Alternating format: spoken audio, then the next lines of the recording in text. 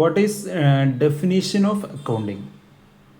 Accounting എന്ന് പറയുന്ന അതിബൃഹത്തായ ഒരു സബ്ജക്റ്റിൻ്റെ definition American Institute of Certified Public Accountants AICPA എന്ന് പറയുന്ന ആ സ്ഥാപനം ഡിഫൈൻ ചെയ്തിട്ടുള്ള ആ ഡെഫിനീഷനാണ് വേൾഡ് വൈഡ് ആയിട്ട് ഉപയോഗിക്കുന്ന വളരെ പോപ്പുലറായ ഡെഫിനീഷൻ. അതിങ്ങനെയാണ്: the art of recording, classifying and summarising in a significant manner and in terms of money, transactions and events which are in part at least of financial character and interpreting the result there of. Okay, ഇതാണ് അതിൻ്റെ definition. അതിനെ വളരെ സിമ്പിളായ രീതിയിൽ നമുക്ക് മനസ്സിലാക്കാം.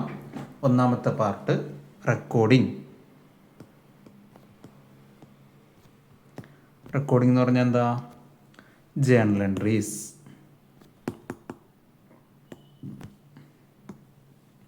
ക്ലാസിഫയിങ്,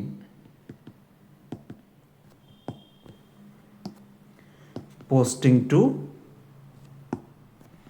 correct ledgers and make a trial balance. Okay, summarizing,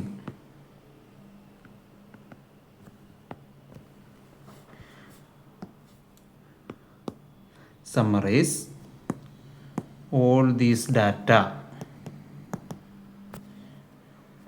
into financial statements. Financial statements എന്ന് പറഞ്ഞാൽ balance sheet ഉണ്ട്, പ്രോഫിറ്റ് ആൻഡ് ലോസ് അക്കൗണ്ട് ഉണ്ട്,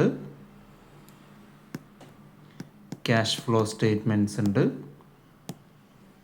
ബാക്കിയുള്ള അനക്സേഴ്സ് ഒക്കെ ഉണ്ടാവും. Okay, art of recording, classifying and summarising in a significant manner. That means significant manner. It means proper manner.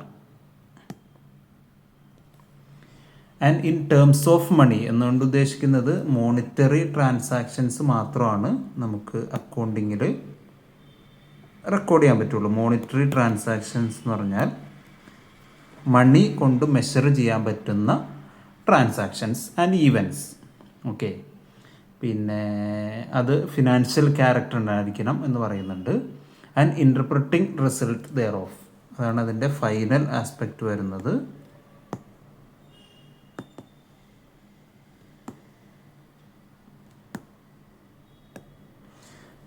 Result interpret ചെയ്യുക എന്ന് പറഞ്ഞാൽ വളരെ സിമ്പിളായിട്ട് ഉദ്ദേശിക്കുന്നത് ലാഭമാണോ നഷ്ടമാണോ എന്ന് മനസ്സിലാക്കുക, സ്ഥാപനത്തിൻ്റെ ഫിനാൻഷ്യൽ പൊസിഷൻ എന്താണെന്ന് മനസ്സിലാക്കുക, ഇതിനെത്രത്തോളം ആസ്തിയുണ്ട്, എത്രത്തോളം ബാധ്യതയുണ്ട് എന്നൊക്കെ മനസ്സിലാക്കുക. അതാണ് അതിൻ്റെ റിസൾട്ട് ഇൻ്റർപ്രറ്റ് ചെയ്യുക എന്ന് പറഞ്ഞാൽ. ഈ റിസൾട്ട് ഇൻ്റർപ്രിട്ടേഷൻ പ്രധാനമായിട്ടും ബേസ് ചെയ്യുന്നത് നമ്മൾ ഈ പറയുന്ന ഫിനാൻഷ്യൽ സ്റ്റേറ്റ്മെൻറ്റ്സിനെ ബേസ് ചെയ്തിട്ടാണ്. ഫിനാൻഷ്യൽ സ്റ്റേറ്റ്മെൻറ്റ്സ് എന്താണെന്നുള്ളത് നമ്മൾ മുകളിൽ പറഞ്ഞിട്ടുണ്ട്.